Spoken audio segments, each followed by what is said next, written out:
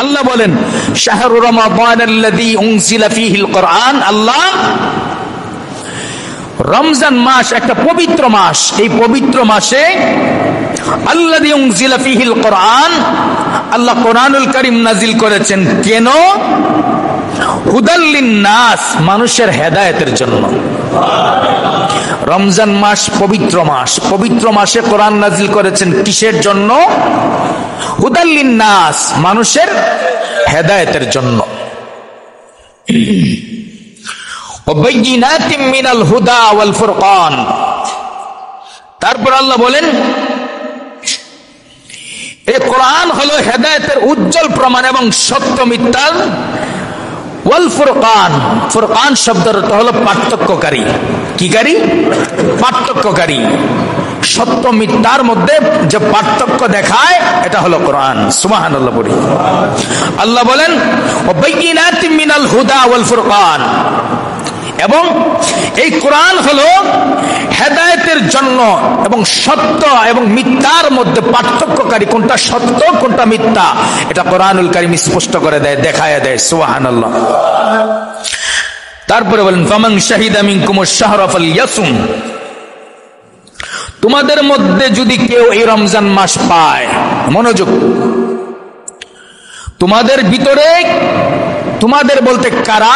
ঈমানদার নরনারী যারা। আল্লাহ আয়াতের শুরুতে বলেছেন ফামান শাহিদা মিনকুমুশ শাহর,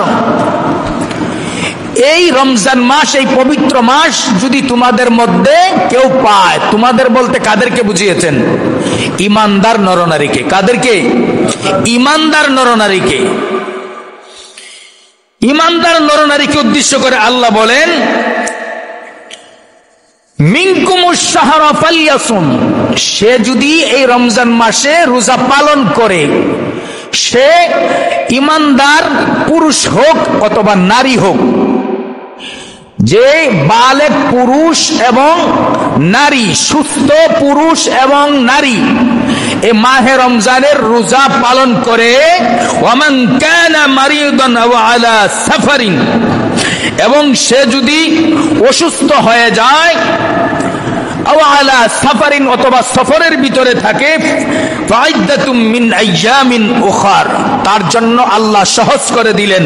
ফাইদ্দাতুম মিন আইয়ামিন উখার, সে অসুস্থতার কারণে রোজা না রাখার কারণে, অসুস্থ থাকার কারণে রোজা রাখতে পারে নাই, রোজা ভেঙে ফেলেছে। মুসাফির সফরে ছিল, এই জন্য রোজা ভেঙে ফেলেছে।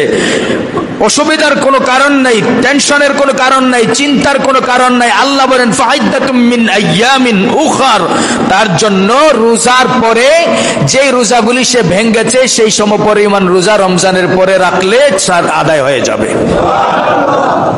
মানে অসুস্থ, রোজা রাখতে পারে না, ধরেন 5টা রোজা ভেঙে ফেলেছেন, জ্বর ছিল, অসুস্থ ছিল, 2টা রোজা ভেঙে ফেলেছেন, 7টা রোজা ভেঙে ফেলেছেন, 10টা রোজা ভেঙে ফেলেছেন। এই অসুস্থতার কারণে রোজা ভেঙে বা রোজা ছেড়ে দিলে, এটা রমজানের পরে যে কয়টা অসুস্থতার জন্য ছাড়বেন সে কয়টা আদায় করে নিলেই রমজানের ফরজ রোজার হক আদায় হয়ে যাবে।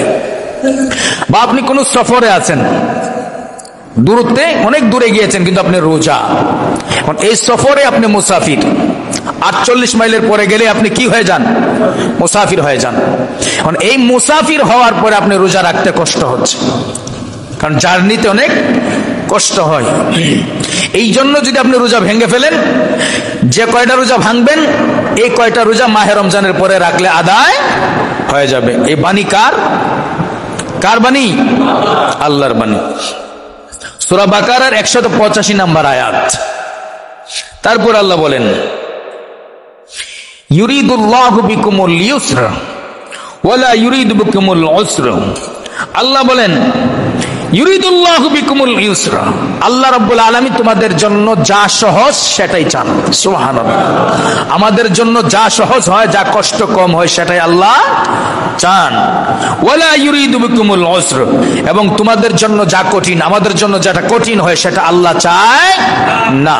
আমাদের জন্য যেটা কঠিন হয় সেটা আল্লাহ পাক চায় না। কিন্তু আমরা আল্লাহ পাক আমাদের জন্য কষ্ট হয়, কঠিন হয়, এটা আল্লাহ চায় না। যেটা সহজ হয় আল্লাহ সেটা চায়। কিন্তু তারপরেও যদি আমরা এই পবিত্র একটা মাস, মাহে রমজান মাস, এই রমজান মাসে এত সুন্দর একটা সুযোগ দিলেন আল্লাহ, ফামান শাহিদা মিনকুমুশ শাহরা ফালইয়াসুম।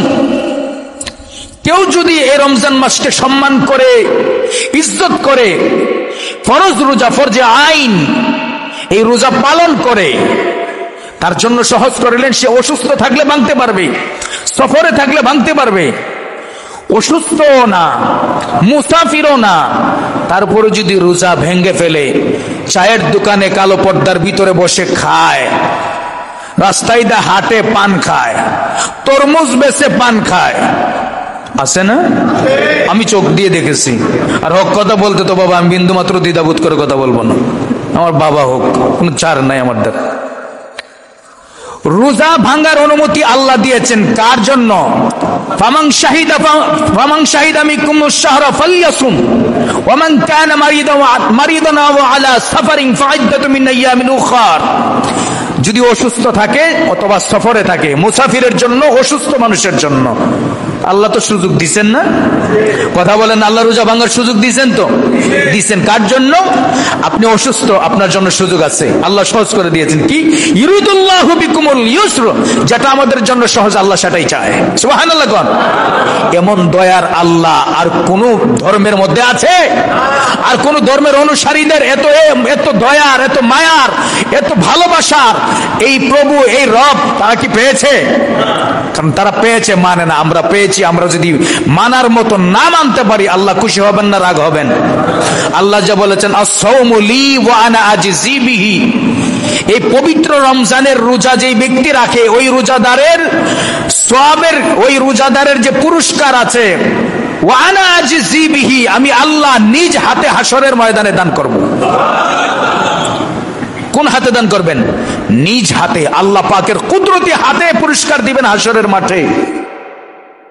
আর আপনি আমি কত বড় কমবক্ত হতে পারি, কত বড় কপাল পোড়া হতে পারি। আল্লাহ যেখানে ঘোষণা দিয়েছেন আমি নিজ হাতে পুরস্কার দিব হাসরের মাঠে। তোমরা রোজা রাখতে কষ্ট হয়, অসুস্থ আছো, অসুস্থতার জন্য ভেঙ্গে ফেলো। যে কয়টা অসুস্থ অবস্থায় ভাঙবা, রোজার পরে সে কয়টা আদায় করলেই রোজার হক আদায় হয়ে যাবে।